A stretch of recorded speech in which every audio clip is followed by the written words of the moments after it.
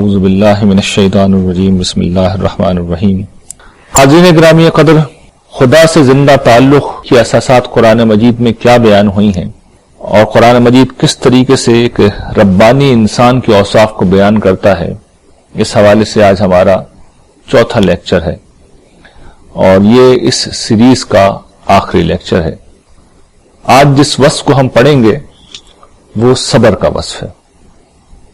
صبر قرآن مجید میں بیان کردہ اوصاف میں ایک بہت ہی اہم اور اللہ تعالیٰ کو انتہائی محبوب وصف ہے۔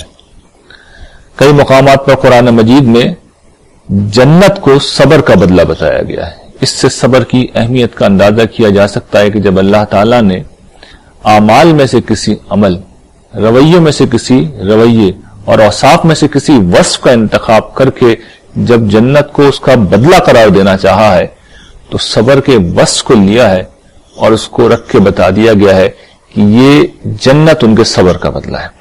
صرف اس سے آپ اندازہ کر سکتے ہیں کہ صبر کی کیا اہمیت ہے اور دین میں کیا حیثیت ہے، اور آج جب اس کی تفصیل انشاءاللہ ہم پڑھیں گے تو آپ کو اندازہ ہو جائے گا کہ واقعتاً اگر صبر نہ ہو تو نہ ایمان ہو سکتا ہے، نہ عمل صالح ہو سکتا ہے اور نہ دعوت کا کام ہو سکتا ہے۔ سب سے پہلے تو اس گفتگو میں میں یہ چاہوں گا کہ آپ کے سامنے یہ بات رکھوں کہ صبر ہوتا کیا ہے۔ دیکھیے، ہمارے ہاں عام طور پر صبر کا مطلب یہ سمجھ لیا گیا ہے کہ انسان کو مشکلات میں، دکھ میں، غم میں، محرومی میں تکلیف نہ ہو، اور تکلیف محسوس ہو تو انسان اس تکلیف کو محسوس کرنا بند کر دے۔ یعنی انسان سے گویا کہ مطالبہ یہ کیا جاتا ہے جس وقت ہم یہ کہتے ہیں کہ صبر کرو کہ بھئی اب تم آنسو نہ بہاؤ، اب تم تکلیف محسوس نہ کرو۔ یہ بعض لوگوں کا خیال ہوتا ہے، جبکہ حقیقت یہ ہے کہ صبر یہ نہیں ہے۔ بھئی انسان ہے، ایک حساس مخلوق ہے، اگر کوئی دکھ ہے، کوئی غم ہے، کوئی پریشانی ہے تو اس پر اس کا اثر ہونا لازمی ہے۔ حضرت یعقوب علیہ السلام ایک جلیل القدر نبی گزرے ہیں، ان کے محبوب صاحبزادے جب ان سے دور ہوئے تو قرآن بیان کرتا ہے کہ رو رو کے ان کی آنکھیں چلی گئیں، اور انہوں نے جو الفاظ استعمال کیے تھے اللہ تعالیٰ سے دعا کے لیے، انما اشکو بسی وحزنی الی اللہ، میں اپنے غم و علم کی فریاد اپنے رب سے کرتا ہوں۔ تو آدمی فریاد بھی کرے گا، روئے گا بھی، غم اور دکھ کو محسوس بھی کرے گا۔ صبر کا مطلب یہ نہیں ہے کہ انسان تکلیف کو محسوس کرنا بند کر دے۔ دیکھیے صبر کیا ہے؟ صبر یہ ہے کہ یہ دکھ، یہ تکلیف، یہ سارے مسائل، یہ غم، یہ پریشانیاں، یہ مشکلات انسان کو اللہ تعالیٰ کے راستے سے ہٹانے نہ پائیں، اس کے قدم راہ حق سے نہ ڈگمگائیں، انسان کے اوپر مایوسی طاری نہ ہو، انسان کبھی سرکشی، غفلت اور اپنے رب سے مایوسی کا شکار نہ ہو، اور جو مطالبات بھی دین نے کیے ہیں، جو ذمہ داریاں بھی دین نے دی ہیں، انسان ان ذمہ داریوں کو ان مشکل حالات کے باوجود بھی پورا کرتا رہے۔ یہ صبر ہے، یہ صبر ہے۔ قرآن مجید نے اس بات کو اپنے با کمال اسلوب میں اس طرح بیان کیا ہے، یا ایھا الذین آمنوا استعینوا بالصبر والصلاۃ، اے اہل ایمان نماز اور ثابت قدمی سے مدد چاہو۔ پھر اللہ تعالیٰ فرماتے ہیں، صحابہ کرام سے فرماتے ہیں، وَلَنَبْلُوَنَّكُمْ بِشَيْءٍ مِّنَ الْخَوْفِ وَالْجُوعِ وَنَقْصٍ مِّنَ الْأَمْوَالِ وَالْأَنفُسِ وَالثَّمَرَاتِ وَبَشِّرِ الصَّابِرِينَ۔ مطلب یہ کہ بے شک ہم تمہیں آزمائیں گے کسی قدر خوف سے، بھوک سے، مالوں کے، جانوں کے اور پھلوں کے نقصان سے، اور اے نبی خوشخبری سنا دیجیے ان لوگوں کو جو ثابت قدم رہنے والے ہیں۔ یہ حق و باطل کا معرکہ تھا جو اس وقت برپا تھا، تو صحابہ کرام کو یہ تلقین کی گئی کہ جو بھی حالات پیش آئیں تمہیں پابر جا رہنا ہے، اپنی جگہ پر ثابت قدم رہنا ہے اور دشمنوں کے مقابلے میں پیٹ نہیں دکھانا۔ تو یہاں سے یہ بات واضح ہوتی ہے کہ زندگی میں جو بھی مشکلات ہوں، جو بھی محرومیاں ہوں، جان کا کوئی نقصان ہو، مال کا کوئی نقصان ہو، زندگی میں کوئی خوف ہو، کوئی پریشانی ہو، زندگی میں کوئی محرومی ہو، تو آدمی کو ان مطالبات پر ثابت قدم رہنا چاہیے جو اس کے پروردگار نے اس سے کیے ہیں۔ اور پھر قرآن مجید نے صبر سے متعلق ایک بڑی اہم بات قرآن مجید میں بیان کی ہے۔ آیہ در جو بڑی مشہور آیا ہے سورہ بقرہ کی، کہ وہاں پہ اس کے مواقع بیان کیے گئے ہیں، والصابرین فی الباساء والضراء وحین الباس، یعنی یہ وہ لوگ ہیں جو مالی تنگی کے موقع پر صبر کرتے ہیں، انسان کے پاس جب وسائل کم ہو جائیں، جب انسان کے پاس اپنی ضروریات پورا کرنے کے لیے کچھ نہ ہو، اور جب انسان کے پاس مال کی کمی ہو، تو وہ بہت مشکل وقت ہوتا ہے۔ غربت جب آتی ہے تو کوئی 2-4 دن کے لیے نہیں آتی، غربت آ کے ڈیرے ڈال دیتی ہے، اور جب وہ ڈیرے ڈال دیتی ہے تو پھر ضروریات پوری کرنا بھی مسئلہ ہو جاتا ہے۔ انسان دوسروں سے پیچھے رہ جاتا ہے۔ انسان کسی طرح اپنی ضرورتیں پوری کر بھی لے تو اسے اپنے سینے کو اپنی خواہشوں کا قبرستان بنانا پڑتا ہے، اور جو کچھ دوسروں کے پاس ہے انسان ان چیزوں سے محروم رہ جاتا ہے۔ یہ سب اس لیے ہوتا ہے کہ اس کے پاس مال نہیں ہے جسے دے کے وہ دنیا کو، ان چیزوں کو خرید سکے، اپنی ضرورتیں اور اپنی خواہشات کو پوری کر سکے۔ تو یہ پہلا موقع ہے، اور جب یہ موقع آتا ہے تو اچھوں کے پاؤں ڈگمگا جاتے ہیں۔ انسان کہتا ہے، انسان سوچتا ہے، ارد گرد کے لوگ کہتے ہیں کہ چاہے حرام سے آئے تم پیسے کما لو، خدا کی حرمتوں کو پامال کر دو، خدا کی حدود کو پامال کر دو، تو انسان ہل کے رہ جاتا ہے۔ اور پھر جو تکلیف ہوتی ہے اس میں انسان مایوسی کا شکار ہوتا ہے، انسان شکوہ شکایت کرتا ہے، تو ساری چیزیں ہوتی ہیں، نفسیات بھی متاثر ہوتی ہے، رویہ بھی متاثر ہوتا ہے، خدا سے بدگمانی اور مایوسی بھی پیدا ہو جاتی ہے، زبان سے آدمی کے وہ کلمات نکلتے ہیں جو خدا کی بارگاہ میں گستاخی ہیں۔ تو یہ ایک چیز ہے۔ قرآن تلقین کرتا ہے اور یہ بتاتا ہے کہ جو خدا کے وفادار بندے ہیں، جو بر و احسان کی راہ پہ چلتے ہیں، وہ صبر کرتے ہیں۔ اور پھر دوسرا صبر کا جو موقع اس آیت میں بیان کیا گیا ہے، بیماری میں۔ دیکھیے، بیماری ایک بہت مشکل چیز ہے۔ زندگی میں ہر شخص کو چھوٹی یا بڑی بیماری سے کم و بیش سبھی لوگ گزرتے ہیں۔ زندگی میں کم و بیش ہر شخص کسی نہ کسی مرحلے پر بیماری سے ضرور گزرتا ہے، اور یہ بیماری جب آ جاتی ہے تو پھر یہ بہت ہی اذیتناک ہوتی ہے، یہ بہت تکلیف دہ ہوتی ہے، یہ انسان کو بے چین کر دیتی ہے، انسان کے آرام و سکون کو ختم کر دیتی ہے، انسان کی نیندوں کو اڑا دیتی ہے، اور جسمانی آزار کے ساتھ، جسمانی اذیت کے ساتھ یہ مالی طور پہ بھی انسان کے اوپر ایک بوجھ ڈال دیتی ہے۔ اسی طریقے سے پھر جو لوگ ارد گرد ہوتے ہیں ان کو بھی پریشانی میں مبتلا کر دیتی ہے۔ تو ہر پہلو سے ایک بڑی شدید چیز ہے، اور جب آ جاتی ہے تو سچی بات یہ ہے کہ بعض اوقات تو شارٹ ٹرم ہوتی ہے، اور بعض اوقات یہ لانگ ٹرم بھی ہوتی ہے، طویل عرصے کے لیے رہتی ہے، اور یہ بہت مشکل مرحلہ ہوتا ہے۔ اس کو برداشت کرنا، اس بیماری کو برداشت کرنا کوئی آسان کام نہیں ہوتا۔ جن لوگوں میں حوصلہ ہے، ہمت ہے، وہی پھر صبر کے ساتھ اس کو برداشت کرتے ہیں۔ صبر کا جو تیسرا موقع قرآن مجید بیان کرتا ہے وہ جنگ ہے۔ دیکھیے، جنگ وہ زمانہ ہوتا ہے، وہ موقع ہوتا ہے کہ جب جان مال آبرو کی امان اڑ جاتی ہے، اور اس موقع کے اوپر اگر آپ کے پاس جائیداد ہے تو وہ بے وقت ہو جاتی ہے، اور زبردستی انہیں محاذ پہ جانا پڑتا ہے، وہاں اپنی جان ان کی خطرے میں پڑ جاتی ہے۔ دشمن جو ہے اگر شہروں میں آ جائے، ہوائی جہازوں کے ذریعے سے آ جائے تو شہروں پہ بمباری ہوتی ہے، اگر فوجیوں کی شکل میں قبضہ کر لے تو پھر آپ جانتے ہیں کہ عصمتیں محفوظ نہیں رہتی، وہ کہیں پہ بھی قبضہ کر لیتے ہیں اور کسی بھی ظلم کا ارتکاب ہو سکتا ہے۔ تو یہ وہ موقع ہوتا ہے کہ جو بڑا غیر معمولی موقع ہوتا ہے، تو جنگ کے موقع کے اوپر ثابت قدم رہیں، بیماری پہ ثابت قدم رہیں، اور مالی تنگی کے موقع کے اوپر ثابت قدم رہیں۔ یہ 3 اہم مواقع ہیں جو قرآن مجید نے بیان کیے ہیں۔ یہ سورہ بقرہ کی آیت 177 جو آیت بر کہلاتی ہے، اس کے علاوہ بھی قرآن مجید نے صبر کے بعض بڑے اہم مواقع بیان کیے ہیں۔ ایک تو دیکھیے یہی سب سے اہم موقع ہے کہ نیکی کی زندگی گزارنا، نیکی کی زندگی گزارنا یہ صبر کے بغیر ممکن نہیں ہے۔ دیکھیے، آپ نماز پڑھنے اگر جانا چاہتے ہیں، مسجد جانا چاہتے ہیں، گرمیوں کا موسم ہے، گرم دوپہر ہے، گھر سے نہیں نکلنا چاہے گا انسان، لیکن مسجد جانا ظاہر کہ ایک اجر کی بات ہے، ثواب کی بات ہے، تو اس کے لیے آپ کو صبر سے کام لینا پڑے گا۔ فجر میں اٹھنا بہت بڑی آزمائی بن گئی، اس دور میں بہت بڑا امتحان بن گیا ہے، تو اپنی پیاری نیند کو قربان کر کے، آرام کو قربان کر کے انسان اٹھے، بستر چھوڑے، نماز ادا کرے، یہ بہت مشکل کام ہے۔ تو اس کے لیے بھی پھر صبر چاہیے، اس کے لیے بھی حوصلہ چاہیے، آدمی کے اندر یہ جذبہ ہو کہ اسے راہ حق کے اوپر قائم رہنا ہے۔ تو یہ ایک بڑا اہم موقع ہے، بلکہ یہ سمجھیے کہ پوری دینی زندگی بغیر صبر کے نہیں گزاری جا سکتی۔ اچھا، نیکیوں پہ عمل کرنا یہ بھی صبر کا ایک موقع ہے، اور پھر برائیوں سے بچنے کے لیے بھی بڑا حوصلہ چاہیے، بڑا صبر چاہیے۔ دیکھیے، انسان دولت مند ہوتا ہے، دولت انسان کو بخیل بنا دیتی ہے، یا وہ خرچ کرتا ہے تو نمود و نمائش کے لیے، دوسروں کو دکھانے کے لیے کرتا ہے۔ حسن انسان کے اندر، ذہانت انسان کے اندر، صلاحیت انسان کے اندر تکبر پیدا کر دیتی ہے، اور اسی طریقے سے آدمی کے پاس طاقت ہو اور اس کا غلط استعمال نہ کرے، اختیار ہو اس کا وہ غلط استعمال نہ کرے، مال ہو، فراغت ہو، اس کا انسان غلط استعمال نہ کرے، اسے عیاشی بد کرداری میں ضائع نہ کرے. ان سب چیزوں کے لیے صبر چاہیے. پھر نیکی پر خود عمل کرنے سے آگے بڑھ کر، نیکی کی زندگی گزارنے سے آگے بڑھ کر اگر ایک شخص اٹھتا ہے اور معاشرے میں دعوت کا کام کرنے کے لیے کھڑا ہوتا ہے، یا وہ ایسے لوگوں کا ساتھ دینے کے لیے کھڑا ہوتا ہے، تو پھر اس کے لیے تو اور بھی حوصلہ چاہیے.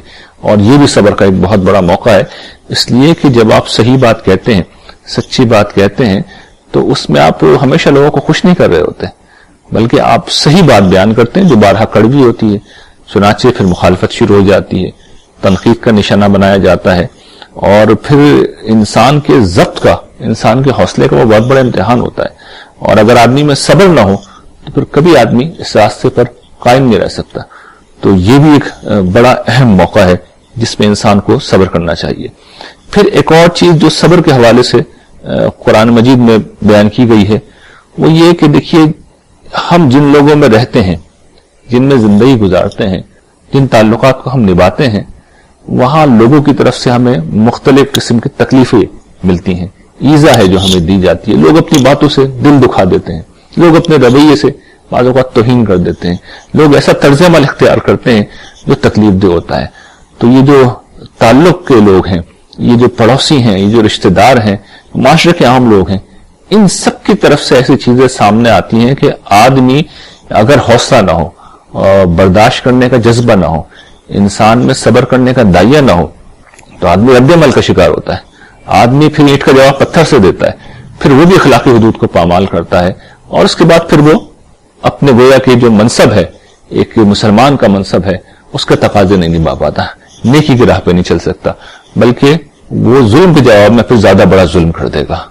تو ان چیزوں سے بچنے کے لیے بھی صبر چاہیے. اس کی بھی قرآن مجید نے بڑی تلقین کی ہے اور بڑی اس پر توجہ دلائی ہے. یہ تو اجازت ہے کہ جتنی زیادتی ہوئی ہے آپ اس کا بدلہ لے لیں، لیکن اگر صبر کریں اور معاف کر دیں تو پھر یہ بڑی عظیمت کے کاموں میں سے اس کی بڑی فضیلت ہے جو قرآن مجید نے بیان کی ہے. تو صبر کا ایک یہ بڑا اہم موقع ہے جو قرآن مجید نے بیان کیا ہے کہ دوسروں کی طرف سے جو اذیت دی جائے، انسان اس پر بھی رد عمل کا شکار نہ ہو، ظلم کے جواب میں ظلم نہ کرے، بلکہ معاف کر دے، درگزر سے کام لے. یہ اللہ کو بڑا محبوب ہے، گرچہ اجازت ہے کہ وہ بدلہ لے سکتا ہے. دیکھیے، صبر انسان کب کرے گا؟ یہ آخری بات اس حوالے سے وہ یہ کہ جب انسان خدا کی رضا پر راضی رہنا سیکھ لے. یعنی یہ چیز بھی قرآن مجید نے بیان کی ہے کہ یہ دنیا اللہ تعالیٰ نے بنائی ہے ہمارے امتحان کے لیے، اور یہاں پر خدائی منصوبہ روب عمل ہے، خدا کی حکمت ہے، اس کا اذن ہے، اس کی مشیت ہے جس کا ظہور ہو رہا ہے، اور یہاں ہمیں خدا کو راضی کرنا ہے، انہی حالات میں راضی کرنا ہے. تو ہم خدا کی رضا میں جب راضی رہنے والے بن جاتے ہیں، جب اسپرٹ ہماری یہ ہے کہ ہمیں تسلیم و رضا سے کام لینا ہے، ہمیں خدا کی رضا چاہیے، ہم خدا کی نظر کرم کے طلبگار ہیں، تو پھر اصل میں ہم صبر کرتے ہیں. صبر کے ان سارے مواقعوں میں آدمی راہ حق پر کب قائم رہے گا؟ جب اس کے اندر یہ اسپرٹ ہوگی. تو قرآن مجید اس کی طرف بھی توجہ دلاتا ہے. وہ یہ بتاتا ہے کہ یہ آنے والی دنیا ہے جہاں رب تمہیں راضی کر دے گا، جہاں پر رب تمہیں راضی کر دے گا، لیکن اس دنیا میں تمہیں رب سے راضی ہونا ہے اور اس کے فیصلوں پر راضی ہونا ہے اور اس کے لیے صبر کرنا ہے. تو یہ صبر و رضا کا ایک تعلق ہے جو قرآن مجید توجہ دلاتا ہے. میں نے یہ چاہا کہ اس صبر کے حوالے سے اس گفتگو کے آخر میں اس چیز کو بھی واضح کر دوں کہ ہم صبر نہیں کر سکتے جب تک ہم صبر کے بارے میں یہ نہ جان لیں کہ یہ خدا کو راضی کرنے کا ذریعہ ہے. اور یہی وہ چیز ہے، یہی وہ پس منظر ہے جس میں قرآن مجید نے جنت کو صبر کا بدلہ قرار دیا. اس لیے کہ آدمی جب اللہ کی رضا کے لیے سب کچھ برداشت کر رہا ہے تو پھر رب تو راضی ہو جائے گا، اور جب رب راضی ہو گیا تو پھر جواب میں جنت ملنی ہے، اس کی رضا ملنی ہے، اس کی رحمت ملنی ہے. تو یہ ہے صبر و رضا کا اہم تعلق. اس حوالے سے ایک آخری بات جو عرض کرنے کی ہے وہ یہ کہ اس کا مطلب یہ نہیں ہے کہ جب آپ صبر کرتے ہیں تو اللہ تعالیٰ بالکل ہی آپ کو چھوڑ دیتے ہیں. یعنی جو مشکلیں ہیں وہ بس آ گئیں، جو تکلیف ہے وہ آ گئی. نہیں، ایسا نہیں ہوتا. یعنی یوں نہیں ہوتا کہ اللہ تعالیٰ چھوڑ دیتے ہیں، بلکہ جس وقت بندہ مومن صبر کرتا ہے تو پھر وہ دیکھتا ہے کہ اللہ کی مدد آ رہی ہے. یہ مدد بعض اوقات خارج کے حالات میں آتی ہے، اور اس طرح آتی ہے کہ آدمی کو اپنی آنکھوں سے نظر آتا ہے کہ جو حالات اس کی تمام تر کوششوں کے باوجود نہیں بدل رہے تھے وہ بدلنا شروع ہو گئے ہیں، اور بعض اوقات اس شکل میں آتی ہے کہ انسان کو سکینت دے دی جاتی ہے، اسے سکون دے دیا جاتا ہے. جس طرح مثال کے طور پر صلح حدیبیہ کے وقت اللہ تعالیٰ کی سکینت نازل ہوئی، صورتحال ایسی تھی، وہ جنگ کا موقع تھا اور اس میں ایک انتہائی ناگوار صورتحال پیدا ہو گئی تھی، کفار کا رویہ بھی تھا، وہاں پر جنگ کا موقع بھی تھا، لیکن ہم دیکھتے ہیں کہ اللہ تعالیٰ کی سکینت نازل ہوتی ہے اور صحابہ کرام پرسکون ہو جاتے ہیں. یعنی وہ جو ایک بے چینی تھی، وہ جو ایک اضطراب تھا، وہ اطمینان اور سکون کے اندر بدل جاتا ہے. تو اللہ تعالیٰ کی مدد بندوں کے لیے آتی ہے، ان سارے پہلوؤں سے آتی ہے، اور جب آتی ہے تو پھر کوئی غم نہیں رہتا، کوئی مشکل نہیں رہتی، کوئی پریشانی نہیں رہتی. تو یہ نہیں سمجھنا چاہیے کہ صبر کا مطلب یہ کہ اللہ تعالیٰ نے آپ کو چھوڑ دیا. نہیں، آپ صبر کریں گے تو آپ دیکھیں گے کہ آپ کی مدد کی جائے گی. جو دوسری چیز آج ہمیں پڑھنی ہے، اور جو گویا کہ اس سیریز کی ان اوصاف میں سے آخری اہم وصف ہے جسے قرآن مجید بیان کرتا ہے، وہ توکل ہے. یہ جو سلسلہ ایمان کے ساتھ شروع ہوا تھا، آپ یہ سمجھیے کہ ان اساسات میں ایمان اگر نقطہ آغاز تھا تو توکل و تفویض جو ہے یہ گویا کہ اس کا کلائمیکس ہے. ایمان جو ہے جس چیز کا نام ہے، توکل اس کا سب سے بڑا اظہار ہے. توکل کیا ہے میں عرض کرتا ہوں. دیکھیے، ایک تو ہم نے صبر پڑھا ہے. صبر کس کے اوپر ہوتا ہے کہ مشکل آ گئی، حالات ہیں جن کا سامنا کرنا پڑ رہا ہے، مشکلات ہیں جو درپیش ہیں، کوئی چیز ہے جو ہو چکی ہے، لیکن بارہا ایسا ہوتا ہے کہ جو ابھی مسئلہ وہ سامنے نہیں آیا ہوتا، اندیشہ ہوتا ہے. جو صورتحال ہے وہ ابھی تک اتنی خراب نہیں ہوئی ہوتی یا وہ نتائج نہیں نکلے ہوتے کہ جب آدمی بالکل بے بس ہو جائے اور انسان گویا کہ حالات کے سامنے کھڑا ہوا ہوتا ہے، طوفان اسے اپنی آنکھوں کے سامنے آتا ہوا نظر آ رہا ہوتا ہے، پریشانیوں کے بادل ہیں، غم و اندوں کے بادل ہیں جو آ رہے ہوتے لیکن ابھی وہ برسے نہیں ہوتے، طوفان ابھی چھایا نہیں ہوتا. تو اب انسان کے ساتھ مسئلہ کیا ہے کہ اس کی نفسیات، اس کا تخیل ان چیزوں کو 1000 گنا بڑھا کے دکھاتی ہے. اب یہ بوجھ انسان کی جان پہ نہیں ہوتا بلکہ اس کی نفسیات کے اوپر ہوتا ہے اور اس کو ہلا کے رکھ دیتا ہے. اور اس کو اگر میں ایک مثال سے آپ کو سمجھاؤں تو جنگ احزاب کا جو موقع تھا، قرآن مجید بیان کرتا ہے نا کہ اس وقت لوگوں کی جو آنکھیں تھیں وہ پتھرا گئی، کلیجے منہ کو آ رہے تھے، لوگ ہلا دیے گئے اور وہ خدا کے بارے میں پتہ نہیں کیا کیا گمان کرنے لگے. یہ کیوں ہوا؟ اس لیے کہ 10,000 کا ایک لشکر تھا جو باہر کھڑا ہوا تھا اور مدینے کی وہ اینٹ سے اینٹ بجانے کے لیے تیار تھا. گرچہ الٹیمیٹلی انہیں شکست ہوئی، وہ ناکام و نامراد ہو کر لوٹے، لیکن جس وقت وہ لشکر جزار سامنے تھا تو اندازہ کیا جا سکتا ہے کہ کیا کیا لوگ سوچ رہے ہوں گے کہ نہ جان بچے گی، اب تو نہ مال بچے گا اور نہ آبرو رہے گی. تو یہ وہ صورتحال ہوتی ہے جس میں بندہ مومن کھڑا ہوتا ہے اور وہ اللہ پر بھروسہ کرتا ہے اور اس کے بھروسے کے اوپر وہ حالات کا سامنا کرتا ہے. یہ وہ چیز ہے جس کو مولانا محمد علی جوہر نے اپنے شعر میں بڑی خوبصورتی کے ساتھ بیان کیا. وہ کہتے ہیں، کیا ڈر ہے جو ہو ساری خدائی بھی مخالف، کیا ڈر ہے جو ہو ساری خدائی بھی مخالف، کافی ہے اگر ایک خدا میرے لیے ہے. تو مولانا جوہر کا یہ شعر بتاتا ہے کہ بندہ مومن کی کیفیت کیا ہوتی ہے، اور یہ گویا کہ اس کے ایمان کا آخری اظہار ہوتا ہے. اس لیے کہ ایک طرف وہ مخالفتوں کا طوفان ہے، مسائل کا طوفان ہے، اور دوسری طرف رب العالمین کی ہستی ہے جو گرچہ نظر نہیں آ رہی، لیکن وہ ہے جو گرچہ نظر نہیں آ رہی لیکن سب دیکھتی ہے، سب سنتی ہے، اسے ہر چیز کا علم ہے، وہ مدد کر سکتی ہے اور وہ مدد کرے گی. تو بندہ مومن جب توکل کا راستہ اختیار کرتا ہے، خدا پہ بھروسے کا راستہ اختیار کرتا ہے، تو پھر دنیا کی کوئی طاقت اس کا کچھ نہیں بگاڑ سکتی. اور پھر اس توکل کا جو اگلا مرحلہ قرآن مجید بیان کرتا ہے وہ تفویض ہے. یعنی توکل اگر خدا کا نام لے کر اور اس کا تصور کر کے اپنے دل کو مضبوط بنانے کا نام تھا، تو تفویض پھر کس چیز کا نام ہے کہ انسان اس کی قدرت پر بھروسہ کرے اور مشکل ترین حالات میں بھی وہ قدم اٹھا لے جس کا حکم خدا نے دیا ہے، اور پھر اپنا معاملہ خدا کے حوالے کر دے. وہ میرا نگہبان ہے، وہ کارساز ہے، اسی کو میں نے وکیل بنایا ہے. رب المشرق والمغرب لا الہ الا هو فاتخذہ وکیلا. یہ تفویض ہے. اس میں بندہ اپنا معاملہ اللہ کے حوالے کر دیتا اور پھر جو ہو سو ہو. اور جو بڑا خوبصورت شعر ہے، آنے دو یا ڈبو دو اب تو تمہاری جانب، آنے دو یا ڈبو دو اب تو تمہاری جانب، کشتی تمہیں پہ چھوڑی لنگر اٹھا لیے. تو بندہ مومن اپنی کشتی کے لنگر اٹھا دیتا ہے، وہ چل پڑتا ہے، وہ نکل جاتا ہے، اس کی پرواہ نہیں کرتا کہ راہ میں طوفان ہے، طوفان کی اطلاع ہے، ہوا کرے، خدا کا حکم ہے کہ نکل پڑو، ہم نکل گئے۔ اب کشتی نے ڈوبنا ہوگی، ڈوب جائے گی، خدا موجود ہے، وہ دیکھ رہا ہے، اور اگر کشتی ڈوبتی ہے تو ٹھیک ہے، ڈوبا کرے، خدا تو دیکھ رہا ہے نا۔ یہ سب سے اہم بات ہے۔ تو یہ اعتماد، یہ بھروسہ، یہ پھر تفویض کو جنم دیتا ہے کہ بندہ مومن اپنی کشتی کو اپنے رب کے حوالے کر دیتا ہے۔ تو یہ وہ چیز ہے جو ایمان کی گویا کہ سمجھے انتہا۔ لیکن اس میں ایک چیز بڑی اہم ہے، اس کو سمجھ لینا چاہیے کہ اللہ تعالیٰ نے کبھی یہ نہیں کہا کہ تم اسباب کو نظر انداز کر کے توکل کرو۔ یعنی اگر ہم اسباب اختیار کیے بغیر توکل کریں گے تو ہم کیا کر رہے ہیں؟